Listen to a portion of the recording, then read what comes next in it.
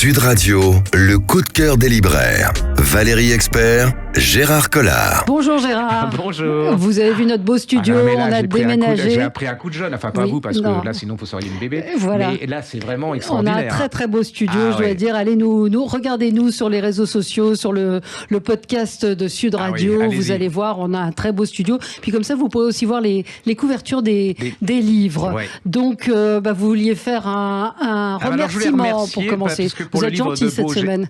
Oui, mais profitez-en parce que ça passe pas souvent.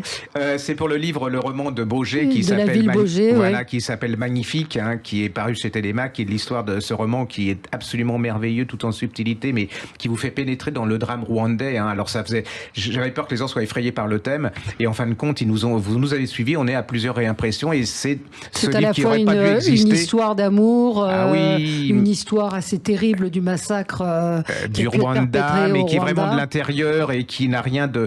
Voilà, c'est pas glauque, c'est pas du voyeurisme, mais vraiment vous ressentez tout le malheur de cette femme qui va quand même transcender sa douleur par un amour avec un homme absolument incroyable. Donc allez-y, je vous remercie vraiment beaucoup parce que il n'aurait pas dû exister ce livre. Personne n'en parlait. Ça s'appelle Magnifique.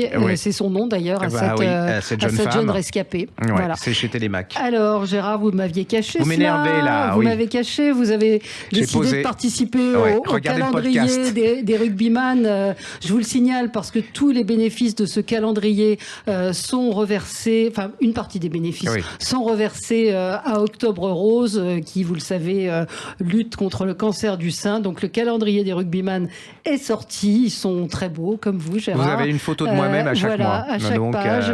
Donc c'est les photographies de Fred Goudon et c'est aux éditions First. Une bonne action et une jolie année avec le rugby. Vous savez que Sud Radio est la radio du rugby, donc toute l'année vous penserez rugby. Alors c'est vrai que on a décidé de parler aussi un petit peu quand même d'Israël où tous les avis s'entendent, on entend dire beaucoup de choses. Et puis il y a beaucoup de choses fausses, de fake news où les gens ne savent pas, mélangent tout et tout. Donc je vous propose 2 livres, enfin un en particulier qui est un tout petit livre. C'est vraiment pas cher, c'est un que sais-je. Il est fait par Georges Bensoussan. Ça s'appelle Les origines du conflit israélo-arabe 1870-1950. C'est chez que sais-je. Et là il y a rien d'idéologique et tout, c'est factuel. C'est un historien, il va vous raconter exactement ce qui passe dans ces territoires depuis 70 jusque dans les années 50. Et là, vous allez comprendre la genèse de tout ce drame. C'est ce que je dis, parce que là, il y a beaucoup de... sur les réseaux sociaux, c'est effrayant. Donc, on entend n'importe quoi, le moindre... Les gens, ils connaissent... il y a un mélange, donc allez-y. Et puis, alors, moi, il y a une chose qui est absolument un monument. Pour moi, ça, c'est vraiment... J'attendais inconsciemment ce bouquin depuis très, très, très longtemps. Ça s'appelle L'histoire juive de la France, chez Albin Michel, sous la direction de Sylvie Anne Goldberg. Alors, regardez, c'est un énorme bouquin, mais alors, vous pouvez le lire dans le désordre. Dans le désordre, c'est une forme d'encyclopédie. Et alors, alors l'intérêt, c'est que souvent, la plupart du temps, quand on parle des Juifs en France, on en parle sous forme d'exclusion, c'est-à-dire l'affaire Dreyfus, vous savez, quand on les a maltraités, et là, non. C'était leur histoire. Oui, mais là, en fait, ils prennent une autre vision des choses, c'est-à-dire tout ce qu'ils ont apporté et comment ils étaient dans la France. Parce que souvent, on a tendance à dire juifs français. Or, pour moi, ça soit Proust, ça soit Halévy, ça soit Offenbach, c'est un Français qui est juif. Et quand on parle de juifs français dans les histoires, on parle... Et là, ils remettent en valeur tout ce que ça a apporté, comment aussi c'est inséparable, et dans tous les domaines, jusqu'à nos jours, c'est vraiment une pure merveille. Et et c'est les arts aussi. Il y a c'est tous tout les arts, l'économie, et vous avez toute une histoire des Juifs depuis le début de la France, de vraiment le royaume de France, et c'est absolument fabuleux. C'est fait par petits chapitres, c'est clair, c'est net, c'est pas idéologique. Ça parle, je vois Baudelaire, un moment dans l'antisémitisme littéraire, donc tous les sujets. Absolument. Vous avez ce sont des articles. Oui, absolument, par des gens, par des historiens, des spécialistes. C'est très très beau à regarder. En plus, c'est un très bel objet. Pour moi, c'est en ce moment, ça fait partie des choses que, alors c'est un gros livre, mais que tout le monde devrait lire et avoir chez soi. Donc je reconnais que c'est un gros bouquin, mais là vont arriver les fêtes, et je trouve que c'est que vous soyez juif, pas juif, juifs.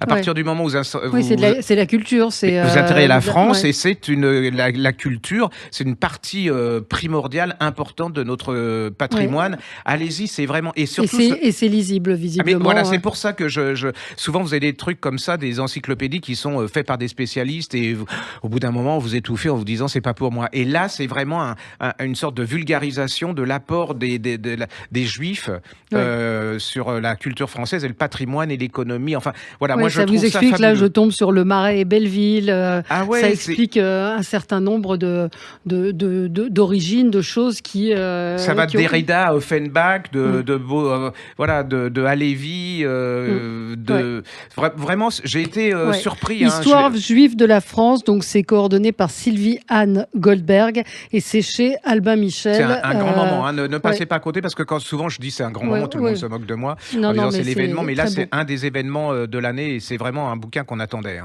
Alors, plus léger, oui, c'est cette collection que j'adore au Mercure de France. Les goûts le goût de la famille, le goût de l'automne, le goût du voyage. Donc, ce sont des tout petits livres que vous pouvez... Alors, c'est Gérard qui a cette idée de les mettre dans les assiettes quand vous recevez des invités. Moi, je trouve ça très bien. Et le goût de l'automne, vous avez Proust qui parle de la chevelure blonde des marronniers. Ce sont des tout petits textes d'auteurs, André Gide qui parle de l'automne, Victor Hugo, l'adieu de l'été. C'est redécouvrir des auteurs avec des petits textes, le goût du voyage formidable aussi. Vous allez retrouver Niels Holgersson sur son noir. C'est des jolis objets. En plus. Ouais, c'est des beaux objets. Moi, je les garde. C'est une collection et je félicite Mercure de France de continuer dans cette collection. Le goût de la famille aussi, qui est très très intéressant. Qu'est-ce que vous avez lu cette semaine ? On va un peu aussi, on va un peu s'aérer et rire un peu, un sourire s'il tentait. Vous savez, on avait défendu, ça avait un marché de Feu de Dieu, si on peut dire, de Alex Vizorek et de Caroline Allan pour le scénario. Ça, c'était l'histoire du suppositoire, vous savez. Et c'est illustré par Caro Powells. Et là, il vient de sortir, c'est un truc génial, c'est l'histoire du suppositoire qui vivait dans la Lune. Qui visait la Lune, pardon, j'ai pas mes bonnes lunettes. Qui visait la Lune. Et c'est chez Michel. C'est absolument... Comment on peut faire de l'humour sur un thème comme ça sans être vulgaire, mais en faisant rire. Et là, c'est l'histoire, le suppo, il est dans son étui, il est dans la pharmacie, il est tranquille, il s'ennuie un peu, mais il aimerait bien aller voir du pays. Et puis là, il y a une femme qui va partir dans l'espace, je ne sais pas comment on dit, une spatiodrome ou une cosmonaute. Et puis la pharmacienne lui fait sa trousse. Et là, elle lui donne un suppositoire. Et elle, la suppo, elle est super contente parce qu'elle va se retrouver dans l'espace. Alors, avec deux autres suppos, alors j'ai adoré ça, il y a Elon et puis il y a Jeff, les deux autres suppositoires, et ils vont se retrouver dans des aventures. Mais il y a en plus, mine de rien, ça se fait un petit peu philo, des avis sur notre société. Je trouve ça merveilleux. Vous offrez les deux. Moi, alors ça a cartonné. Le premier, les enfants, c'était les enfants, mais même les adultes, ils s'offraient ça. Allez-y, ça s'appelle l'histoire du suppositoire qui visait la Lune de Vizorek, et c'est chez Michel Lafon. Ça, c'est j'ai adoré. Très drôle. Les enfants aiment beaucoup tout ce qui est caca. C'est le pipi caca. En pocket vient de paraître La fille de l'ogre de Catherine Bardon. Ça avait été notre coup de cœur de la rentrée l'année dernière. C'est l'histoire de la fille du dictateur de Saint-Domingue, de la République dominicaine. Flore de Oro, qui a 10 ans, est écartée de sa famille. C'est le destin d'une femme incroyable. Elle se marie avec le playboy Porfirio Rubirosa, j'arrive jamais à dire son nom, joueur de polo. Elle sera mariée, je crois que 8 fois. 8 fois, Elle est bouffée par son père. C'est l'emprise des hommes qu'il y a eu autour d'elle. C'est une histoire aussi de cette époque, de la dictature de Trujillo, de ce qu'elle découvre de son père. Catherine Bardon, elle raconte magnifiquement bien. C'est une raconteuse d'histoire fabuleuse. Oui, complètement. Donc c'est vraiment à lire, et je vous garantis que vous apprendrez énormément de choses, et ces destins de femmes sont passionnants. Et je trouve que vous n'avez pas été juste avec elle, parce que ce bouquin, il a eu moins de succès que la trilogie ou la quadrilogie qu'elle a fait avec Les Déracinés. Et je trouve que là, ça a marché, mais je trouve que c'est pas la hauteur du livre. C'est peut-être le côté dictateur, je sais pas. Mais c'est un roman. Enfin, c'est une histoire romanesque. C'est un roman. Elle raconte, elle a adapté. C'est une biographie qu'elle a romancée, mais elle a il y a un destin Moi, j'ai romanesque trouvé formidable. Ah oui, et franchement, vous n'avez pas été sympa sur ce thème. De nos coups de cœur. Allez-y en Alors, poche. j'ai vu que vous aviez mon livre préféré là en ce Oui, moment, Arletty. formidable, Là, formidable. alors quand vous, alors je allez. suis tombée dedans. Ah, c'est effrayant. Ouais. Ça fait Alors, partie c'est de ces livres. Nicolas Destienne-Dorve, Arletty, un cœur libre. Ah, c'est une claque. Hein. Moi, j'ai l'impression qu'on m'avait fait des piqûres de liberté, parce que c'est l'histoire d'une femme libre, hein, parce que Arletty. Alors, je sais pas si les jeunes générations connaissent trop. C'est un peu loin. Elle est née en 1898. Oui, enfin Corneille aussi, hein, mais c'est elle qui a fait cette fameuse phrase atmosphère. Est-ce que j'ai bien l'atmosphère, hein. Et alors, c'est l'histoire de cette. C'est une fille de banlieue, hein. Elle est de l'autre côté du périph', comme on dit. Enfin, là, c'était les fortifications.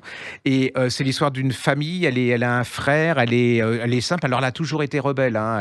Elle a, comme elle dit, j'étais dès le début une enfant gâtée. Elle disait non, elle voulait vivre. Une femme libre. Mais là, c'est vraiment une. Livre. Et puis alors. À notre époque, où tous les poncifs, tous les non-conformismes, tout, j'en peux plus. Alors, elle a une histoire, hein, c'est son premier amour. Elle l'appelle Ciel. Et ils vont se marier et tout. Mais arrive la guerre de 14-18. Et lui, il va se faire tuer dès le début de 14. Elle va décider une chose qu'elle va jamais quitter. Elle prend un principe. Elle ne sera jamais ni veuve de guerre, ni défendante, ni être la mère d'un enfant, qui a été tué à la guerre. Donc elle se dit, je ne me marierai jamais et je n'aurai jamais d'enfant. Et elle va, c'est une amoureuse. Elle va être chouchou. Enfin, elle a un Pygmalion, hein, qui va lui faire découvrir la littérature. Elle est brillante, hein, elle est intelligente. Elle a comme dit quelqu'un, elle a du charme, elle a quelque chose qui fait que dès qu'elle rentre dans une pièce, vous savez, c'est le charisme, on lâche pas.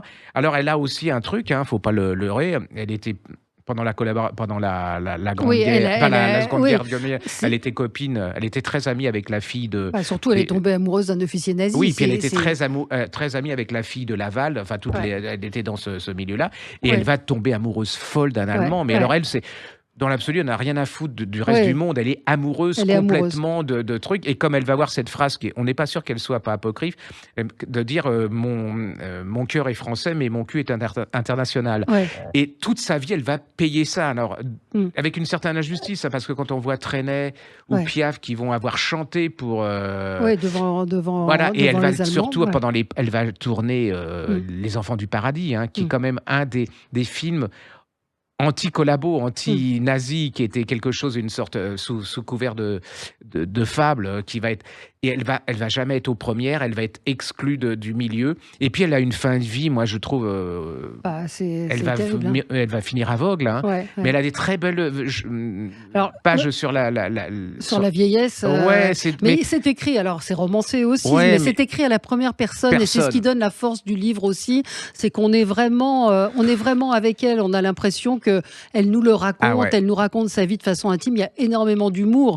Je pense que elle a du recul sur elle-même incroyable. Nicolas Destienne-Dorve a dû faire énormément de recherches, même si évidemment des dialogues ont pu être imaginés, mais ce sont des situations qu'il raconte qui ont été réelles, et ce sont des épisodes de sa vie quand elle est partie sur la Côte d'Azur, et puis les films qu'elle a tournés. Enfin, c'est là aussi un destin elle refuse incroyable. De coucher pour l'argent. C'est-à-dire que Lagarcan, par exemple, lui propose, il lui donne des rivières de diamants, il lui donne quelque chose. Elle va rester amie, mais elle lui dire mon petit coco, j'ai pas besoin de ça pour être amoureuse, et puis je suis pas amoureux, je t'aime bien, mais point final.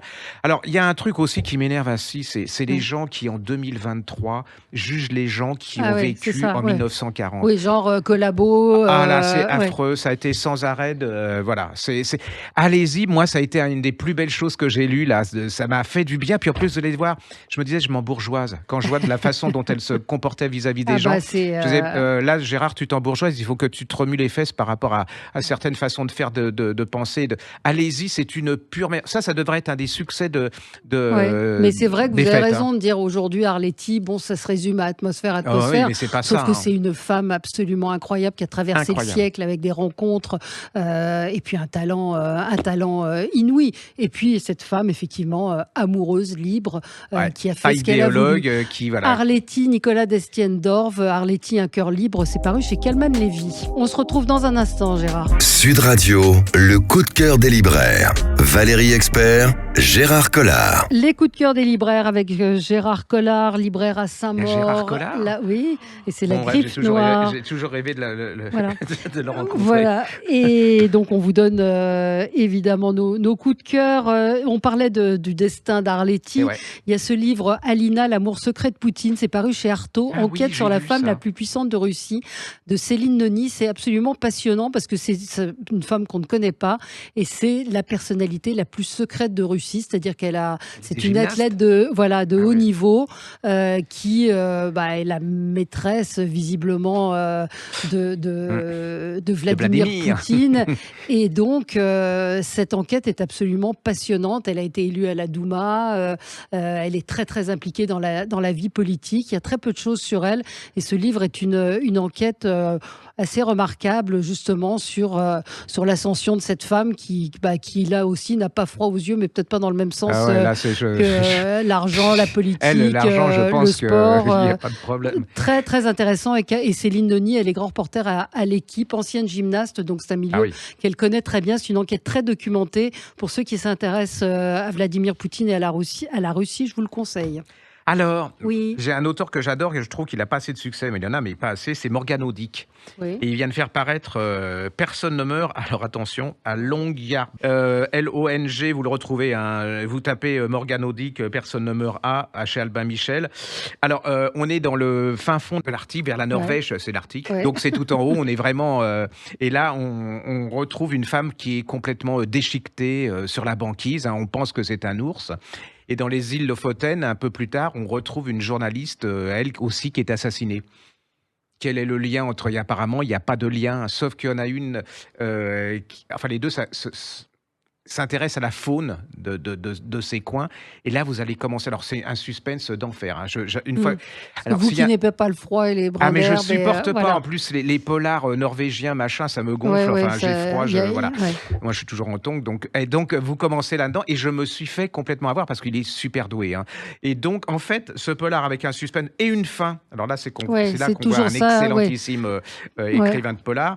Va vous faire pénétrer dans ce monde. Et je ne savais pas qu'il y avait une enclave russe qui était là et qui était à la base une mine. C'était des champs de mines. Enfin, on appelle ça des champs de mines. Oui, des champs de mines, des champs de mines, ça fait boum. Des mines, quoi, point final, où il y a du jus. Voilà. Et donc là, vous avez, en fait, c'est toute une description à la fois politique, économique, écologique aussi. Écologique. Alors, il y a deux inspecteurs. Il y a un inspecteur et puis un reporter. Et là, le couple va faire une enquête, mais plus vous plongez là-dedans, vous vous rendez compte que, en fait, ils en ont rien à faire de l'écologie. C'est le fric, c'est tout ce qui est. Ça fait guerre froide, ça fait. C'est ça, c'est la relation. C'est incroyable. Moi, j'ai complètement découvert ce milieu. Mais pour moi, l'Antarctique, c'était les ours, il faisait froid, c'était blanc. Non, parce qu'il y a des bases, qui sont installées là-bas. Une horreur. Ce type est hyper doué on sent qu'il a fait il y a de la doc, hyper doué pour vous faire passer plein d'informations. J'ai appris vraiment plein de choses et surtout, j'ai passé un moment. Pour moi, ça a été un des polars. Il faut qu'il soit très, très fort, parce que vraiment, le froid, moi, c'est éliminatoire. Et donc, j'ai été pris complètement dans ce bouquin. C'est intelligent, c'est fin, c'est subtil. Il a le sens du suspense, c'est haletant. Enfin, je ne vais pas en faire plus. En plus, je le connais pas. Donc, alors, il s'appelle Morgan Audic, A-U-D-I-C, et le nom le titre, c'est Personne ne meurt à Longyearbyen, de la Norvège à la Russie, un thriller sauvage. C'est paru chez Albin Michel. Voilà, faut oser faire un titre pareil. Faire un titre comme ça, mais bon, Mais allez-y, si vous avez un peu l'arraché, c'est celui-là. Je vous signale ce dictionnaire des mots haïssables. Donc ça, c'est pour les gens qui en ont ras-le-bol de ces mots valises, de ces mots qu'on emploie un peu tout le temps. Donc il y a, c'est les mots flexitarien, donc il donne la définition, omnivore qui s'ignore et qui se croit supérieurement conscientisé depuis qu'il ne mange pas de viande le lundi sur les conseils de Juliette Binoche. Il y a évidemment beaucoup d'humour. Il y a le coworking. Alors coworking sur le papier, c'est la mise en commun d'un espace de travail, du loyer, des compétences. Dans la réalité, c'est la façon de donner vie à une activité inexistante pour faire croire qu'on est en chemin à deux droits de se réinventer. C'est très très drôle. Il s'appelle Samuel Piquet. C'est paru au Cherche Midi. C'est à picorer. Et ces mots haïssables, je crois que vous en avez vous en avez tous. Ah oui, moi récurrent vous- par exemple, je peux plus. Ah oui. Récurrent, ça c'est un truc qui m'énerve, mais Oui, il y a plein autofiction, apprenant, amalgamé, bref, et les définitions sont très très drôles. Gérard. alors, il vient de paraître en poche un livre que j'avais adoré qui ressemble plus à une série télé de Netflix, c'est Moody Cats. Ça s'appelait Les Papillons Noirs en Ah livre oui, de oui, poche. oui, je me Alors, souviens. je vous rappelle l'histoire, hein, c'est l'histoire d'un jeune qui s'appelle Albert, il est orphelin, hein, et puis il rencontre Solange, alors elle est fille de tondu, donc vous voyez déjà, et là va commencer une espèce de... Alors il y a c'est un amour fou, hein, dévastateur, vous êtes dans ce bouquin, moi je me le suis pris plein dans la tête, vous avez envie par moment de haïr ces gosses, vous avez envie de les aimer, vous êtes complètement bouffé, et là va commencer une sorte de road movies, on est dans les années 70, road movies meurtrier, les meurtres vont continuer, voilà, ils tuent, pourquoi ils tuent, ça, vous allez Oui, le découvrir. pas, ouais. C'est vraiment... j'ai l'impression d'être une série télé. Le gars, il doit être, je sais pas qui, hein, ça doit être un pseudonyme, l'auteur. Mais c'est tout dans ses visuels, c'est... Alors ça vous remue les tripes, hein, si vous voulez autre chose que les petits polars suédois où il se passe pas grand-chose.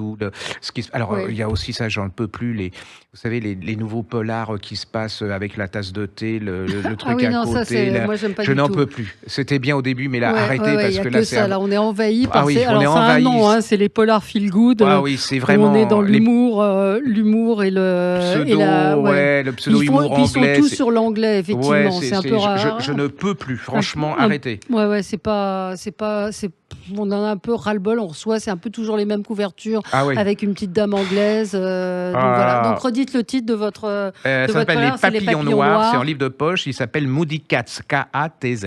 Alors vous qui ne savez pas faire la cuisine, Gérard, ce livre est pour vous. Allez vous faire cuire un œuf à la perfection, Arthur Lequesne, ma méthode pour révolutionner 65 recettes tous les jours. Et c'est vrai, bon vous voyez, je tombe sur le steak tartare, mais c'est vrai qu'il donne des petits conseils. Par exemple, sur le tartare, il prend de l'onglet ou de la bavette et il le coupe au couteau et il prépare une vraie mayonnaise. Donc c'est assez simple malgré tout. Les repas bluffants pour les enfants aussi. Alors il y a l'œuf au plat, mais c'est pas si simple que ça de faire cuire un œuf au plat. Vous en savez je répondrai quelque pas chose. à ce que vous avez dit, je dirais rien. Donc, voilà, la mayonnaise. Je suis un peu vexé là. C'est les recettes de base. Il y a le fish and chips, ça c'est pour vous. Ah mais non, vous aimez pas le poisson. Mais c'est des trucs simples.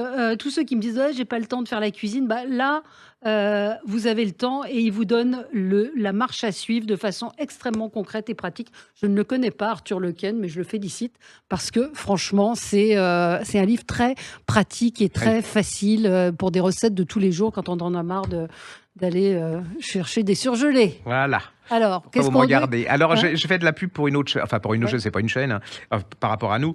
C'est l'occasion sur Arte. Il y a un très, très beau documentaire sur Johanna Van Gogh. Oui. Et ça m'a rappelé le livre. Van Gogh. Alors, il y avait un livre qu'on avait défendu et qui est un peu passé à la bouillette, mais qui il y a longtemps, hein, c'est en livre de poche maintenant. Ça s'appelle Camilla Sanchez, c'est l'auteur. Elle a écrit La veuve de Van Gogh. C'est chez Liana Lévy-Poche. Allez-y, c'est une merveille. Alors, Johanna Van Gogh, c'était la femme de Théo Van Gogh. Hein.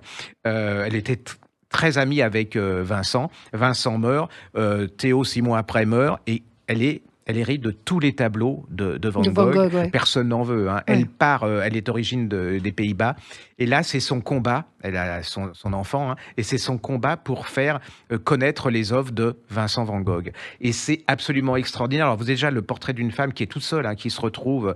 Il n'y a plus rien. Elle est là-bas. Et c'est son combat. Elle va ouvrir une auberge. Elle va mettre les toiles. Elle va écrire aux critiques. Elle va se recevoir des vents pas possibles. Mais elle va continuer et ainsi de suite. Et grâce à elle, Van Gogh va devenir célèbre et être reconnu par les plus grands critiques de l'époque. C'est un combat incroyable. C'est un petit livre. Hein. Allez-y. Moi, du coup, ça m'a fait... Arte, c'est Arte, ça s'appelle Johanna Van Gogh. D'accord. Allez-y, c'est vraiment, moi, voilà, ça met des images sur un roman, sur un livre. Sur un livre. Puis continuer, moi j'ai recopicoré les lettres de Théo Van Gogh à Vincent Van Gogh. Je n'ai pas tout lu, mais voilà. Mais c'est un très joli portrait.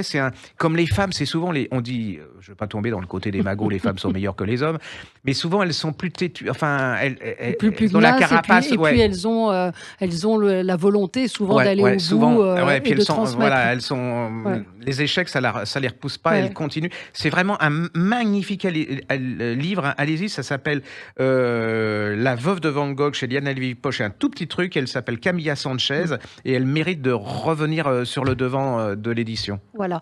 Un petit livre pour finir, paru chez Pastel, Mamie Manga. Donc ça, c'est pour du 6-7 ans, je pense. Ouais. C'est très rigolo. C'est une mamie, bon voilà, mais c'est une super mamie. Mais voilà, elle n'est pas assez au top pour le petit Aya Sugi, c'est son jeune tigre qui est plein d'énergie. Ouais. J'aime beaucoup les dessins qui sont très drôles. C'est une genre de petite BD pour enfants avec des petits textes. Et c'est très chouette. C'est Anne Herbeau. Et si vous avez des enfants, des petits-enfants, on va faire bientôt une émission sur les mangas avec nos spécialistes mangas. C'est pas les enfants, les mangas. Oui, je sais, mais bon, voilà. Plus, oui, mais on a déjà les adultes, donc ramenez nos enfants, ramenez les petits-enfants, ramenez les grands-parents, tout le monde, ça va être spécial. spécial. J'ai envie qu'ils lisent des mangas spécialement, moi. Bon, si, il y a des... Alors, on va vous envoyer un spécialiste et vous allez voir que les mangas, c'est autre chose que ce que vous pensez. Que ce que je pense, peut-être. Et puis, éloge du service en salle. Alors, Valérie Vrina est une amie, donc c'est un coup de cœur amical mais sincère. Valérie Vrina et Jean-Marie Hanché, éloge du service en salle. Valérie Vrina, elle est la fille de Jean-Claude Vrina, qui était l'un des plus grands restaurateurs de Paris avec le restaurant Taïwan.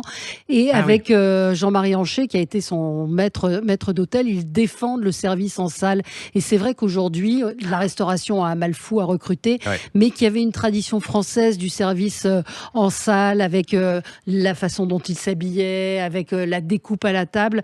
C'est passionnant parce que ça vous plonge dans la perfection. Il y a beaucoup de témoignages de restaurateurs qui expliquent en quoi c'est important, beaucoup de spécialistes qui racontent leurs souvenirs de ça. Et je trouve que c'est important. C'est un peu comme le savoir-vivre. On dit que c'est désuet, mais non, parce que le client, il doit être au centre de l'accueil dans un restaurant. Mais je pense que c'est parce que aussi on a mis tout l'accent, tous les feux sur le chef, et que ça c'est un vrai métier aussi important que le chef, parce que le chef il peut avoir toutes les recettes pas possibles. Si vous avez des neuneux qui sont en train de servir le truc, ça marchera pas et les gens ne se souviendront que du neuneu qui a mal servi. Absolument. Donc je trouve que, et si on a du mal à retrouver des gens, c'est qu'il faudrait peut-être remettre de la lumière et sur la qualité, sur l'importance de ces gens. Donc c'est ça, c'est ce qu'elle explique, la discrétion, les carrières, l'évolution des carrières. C'est un livre vraiment intéressant, et puis vous y découvrirez plein d'anecdotes sur ces métiers de la restauration. Éloge du service en salle, c'est paru chez Menu Fretin, très joli,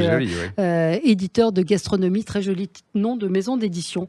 Un petit dernier. Non, juste pour signaler, je suis très très content, vous devez être très contente aussi. Oui. C'est Isabelle Duquesnoy pour la Pâqueline chez Point. Elle a reçu le prix Lire en poche de la littérature française 2023.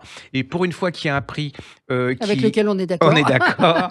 Et il faut faut tout lire Duquesnoy, l'embaumeur, la Pâqueline, sur Mozart, sur Constance Mozart. Allez-y, c'est vraiment un très très beau prix. Voilà, c'est fini pour aujourd'hui. Merci Gérard. À la semaine prochaine. Très bonne journée sur Sud Radio. À bientôt. Sud Radio, le coup de cœur des libraires. Valérie Expert, Gérard Collard.